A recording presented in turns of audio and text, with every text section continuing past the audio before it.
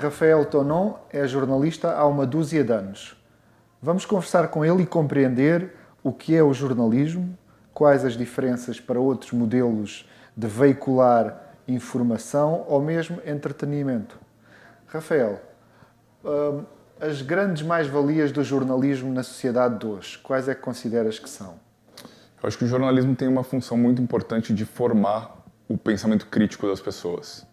E continua, eu acho que é uma missão que o jornalismo tomou para si já há algum tempo e que deve perpetuar. Muita gente fala muito do risco do jornalismo acabar ou do jornalismo ter crises, né? Já passamos por algumas crises do jornalismo, eu acho que passamos por uma nova crise que tem a ver principalmente com a questão dos meios, enfim, dos média, da questão financeira, de como financiar o jornalismo, mas eu acho que a função do jornalismo como valor da sociedade, um valor social, vai ser sempre informar e formar o pensamento crítico das pessoas. Eu acho que é isso que precisamos ter sempre em mente quando falamos do jornalismo.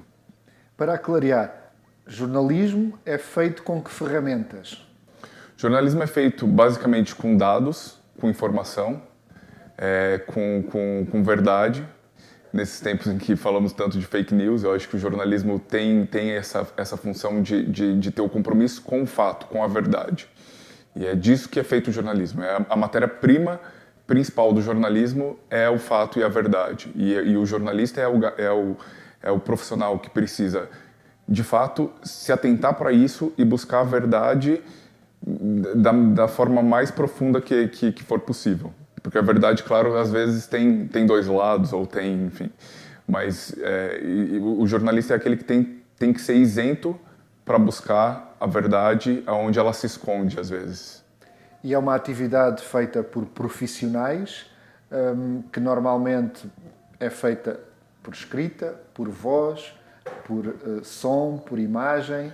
Eu acho que o jornalismo mudou muito nos últimos anos, ganhou outras formas, não é, de se expressar o jornalismo.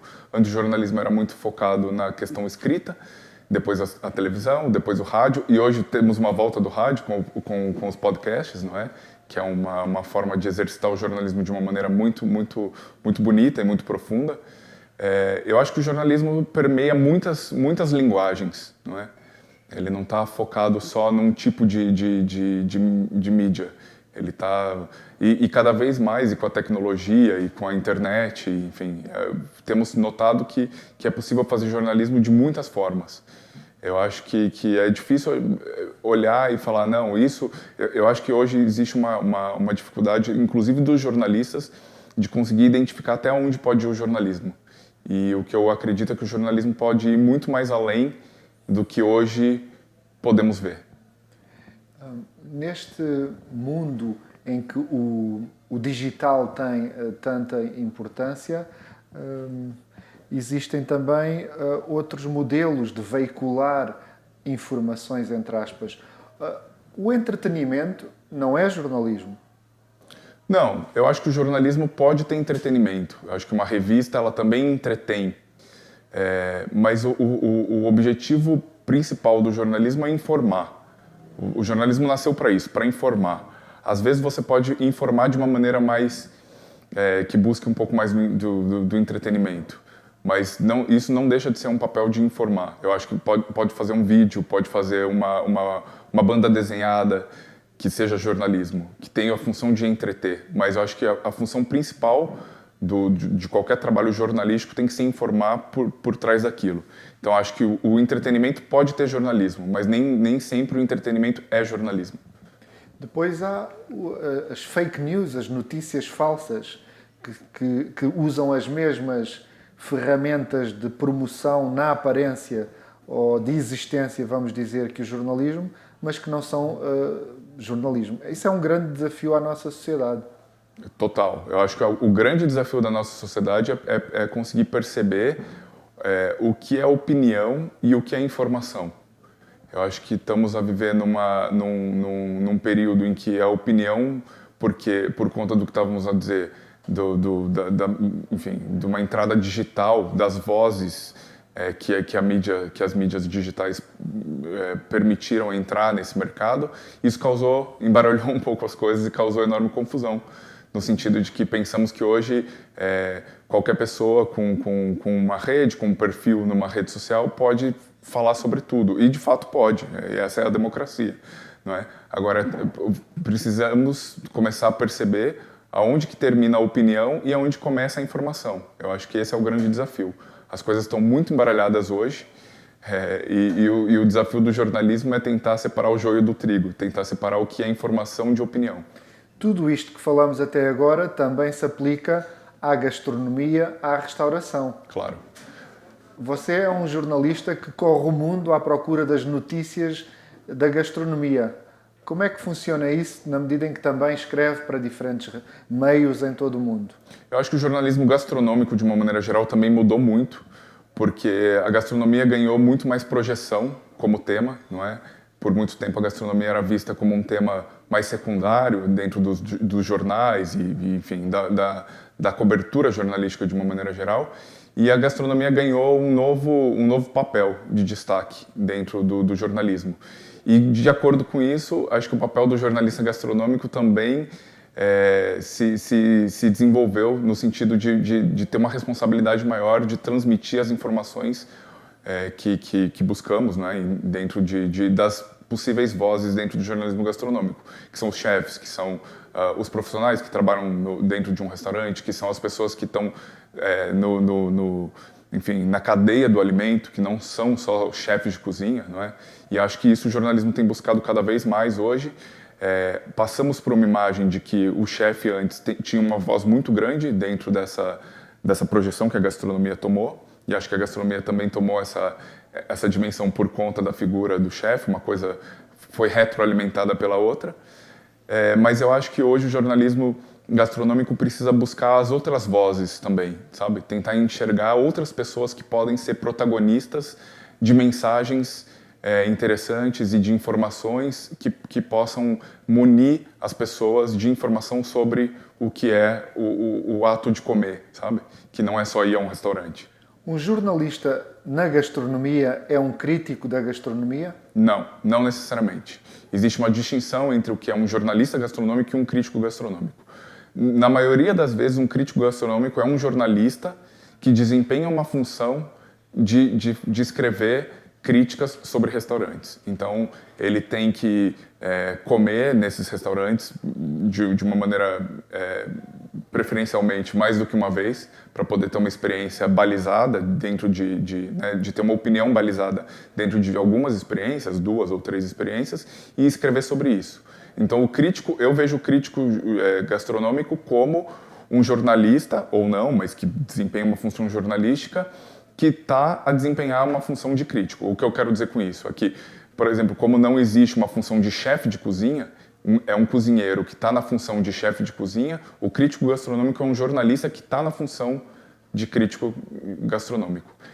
Então ele tem durante aquele período ele está a desenvolver aquilo. Se ele para de escrever crítica para um veículo, ele deixa de ser um crítico, ele volta à função de jornalista. Okay. Então o jornalista é objetivo, mas o crítico está a expressar a sua opinião e então pode ser subjetivo por muito especialista que seja, não é? Claro. Eu acho que o papel do crítico é tentar buscar uma opinião, mas que seja balizada numa técnica que ele tente mostrar que não seja só a opinião dele, sabe?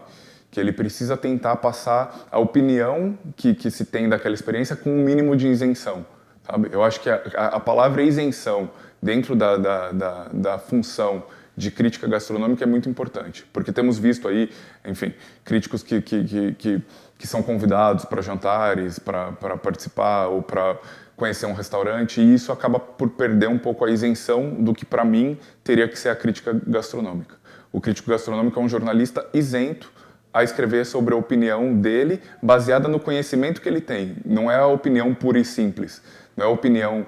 Porque se pensarmos, qualquer pessoa pode ir a qualquer restaurante e expressar sua opinião. A opinião do crítico não é uma opinião qualquer, é uma opinião balizada, é uma opinião que ele tem que levar em conta a responsabilidade da opinião que ele está a passar para as pessoas. Dentro dos novos atores com voz na gastronomia estão também os influencers, os foodies, os clientes que passam a ter uma voz mais alta. Isso também não é jornalismo e não é crítica. Não, eu acho que tem blogueiros, tem foodies, tem instagrammers que conseguem trazer conteúdo. Mas fazer conteúdo não significa fazer jornalismo. Conteúdo é tudo aquilo que traz alguma informação. A informação jornalística é diferente. A informação jornalística ela tem que ser balizada em alguns valores, em alguns preceitos de como buscar essa informação. Eu acho que as duas formas são formas de trazer conteúdo. O que muda o jornalismo é uma apuração, um trabalho, um rigor na busca dessa informação. Então, eu acho que só é jornalismo quando existe um rigor na busca de informação. De outra forma, dito de outra forma, qualquer outra coisa pode ser conteúdo. O jornalismo é conteúdo, mas nem todo conteúdo é jornalismo. Eu acho que o futuro do jornalismo gastronômico perpassa pelo fato de conseguirmos ouvir outras vozes. De uma maneira geral e como uma autocrítica, como jornalista gastronômico, eu acho que por muito tempo nós, profissionais do jornalismo, ficamos muito pautados na figura do chefe. E eu acho que existem muitos outros atores dentro do universo da gastronomia ou da alimentação, porque gastronomia também pressupõe a questão de restaurantes, da restauração, enfim.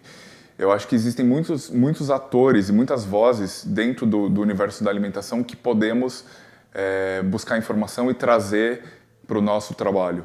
Então, o que eu acho que talvez possa ser uma grande forma de olharmos para o futuro do jornalismo gastronômico é isso, assim, é tentar enxergar possíveis vozes e tentar diversificar as vozes que nós temos dado atenção, sabe? Eu acho que isso pode enriquecer muito o que entendemos como gastronomia e colocar luz para áreas da alimentação que ainda estavam um pouco à sombra, de uma maneira geral. Essa afirmação pode fazer-se em meios de comunicação que são profissionais e dedicados só ao tema da gastronomia, mas também se tem vindo a fazer, como sublinhou, cada vez mais, em meios generalistas, Sim. onde há uma secção de lifestyle ou mesmo de gastronomia, onde há essa disponibilidade para acolher esses temas, justamente. Eu acho que sim. Eu percebo que isso já está a acontecer com mais regularidade. Então, eu acho que as matérias, as reportagens que chamam a atenção das pessoas também são essas reportagens que têm a ver com esses outros atores. Então, o gajo que cria facas, ou a senhora que trabalha no campo e que há muito tempo cultiva um tipo de morango que era desconhecido para as pessoas. Eu acho que esses são os atores e as vozes que também precisamos trazer. São essas as pessoas que definem o ciclo do alimento e que também são muito importantes. O chefe é um dos atores que, no final das contas, pega tudo isso e prepara um prato, uma receita, não é? Mas para ele fazer o trabalho dele, existem muitos outros atores que precisam trabalhar. E eu acho que é isso que o jornalismo hoje precisa, talvez, olhar com mais atenção. Essas outras pessoas que ajudam a criar o que entendemos com a cadeia do alimento. Do seu ponto de vista, e você fala com essas vozes no mundo inteiro, chefes ou não, o que é que tem mudado nestes últimos anos? Eu acho que o que tem mudado é que eu acho que existe uma mudança de olhar mesmo do jornalista que começou a perceber que existem outras formas, outras histórias para ser contadas. Um jornalista vive basicamente de histórias, não é? Da informação e de histórias. O melhor jeito de se passar uma informação é contando uma boa história. Sempre acreditei nisso. E a melhor forma de se contar histórias é através de personagens, das pessoas. Eu acho que as pessoas são as grandes narrativas para se contar uma boa história.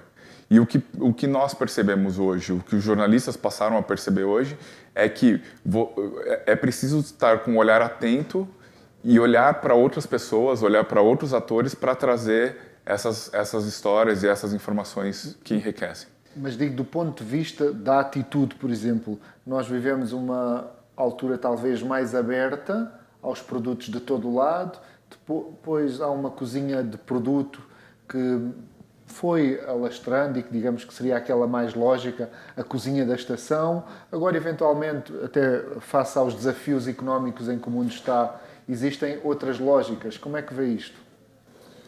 Eu acho enfim, o discurso estava muito pautado, era muito centralizado o discurso dentro da gastronomia, de uma maneira geral. E o que se percebeu é que as histórias estão por aí, não é? O que eu estou a dizer, antes eram só as cozinhas europeias que tinham um destaque, ou os chefes que estavam inseridos nessa cultura de cozinha europeia, né? Francesa em primeiro, depois italiana, depois espanhola, enfim. Hoje eu acho que o mundo percebeu que há histórias muito interessantes para serem contadas em todas as partes do mundo. E o jornalista gastronômico, que se tornou hoje um globetrotter, um gajo que consegue viajar e ir para diversos países, enfim, numa questão... O mundo ficou muito mais globalizado. E isso nos abriu a grandes possibilidades de contar novas histórias. Eu acho que vivemos hoje esse momento, assim, de que tudo está aberto, de que o mundo voltou a ser, embora a pandemia queira mostrar para a gente o oposto. Eu acho que depois que isso tudo passar, o que eu espero tirar disso é que existe um mundo inteiro a ser descoberto e ser explorado e ser contado, sabe? Eu acho que é esse o meu olhar jornalístico que eu procuro trazer para a gastronomia.